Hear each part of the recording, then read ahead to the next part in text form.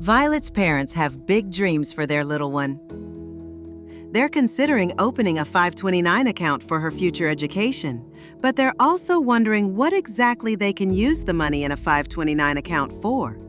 What if she doesn't go to a traditional four-year college? Or what if she gets a scholarship?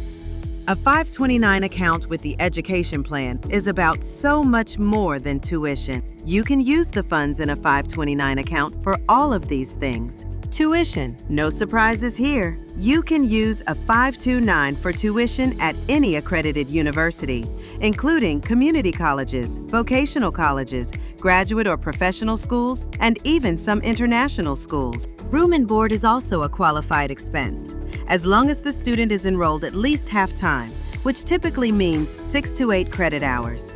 You can also use a 529 to pay for off-campus housing, up to the amount you would pay for your student to live on campus.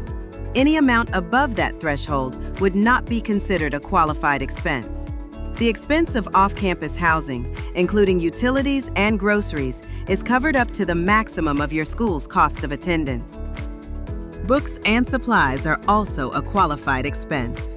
These costs can really add up. The average student spends about $1,200 per year on books. Technology that's required for coursework is a qualified expense. This could be a computer, a laptop, or a tablet, as well as software and even a student's internet connection.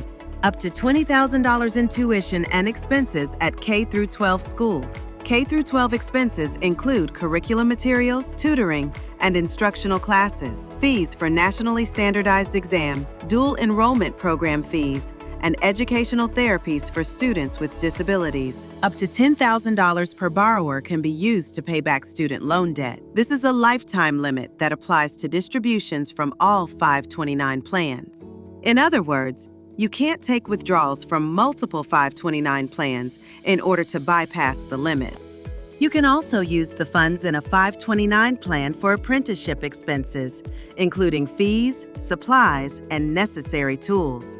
In order to qualify, the program must be registered with the Secretary of Labor's National Apprenticeships Act. Starting in 2025, you can also use the funds in a 529 plan for post-secondary credentialing and certification programs. Worried you'll have unused funds?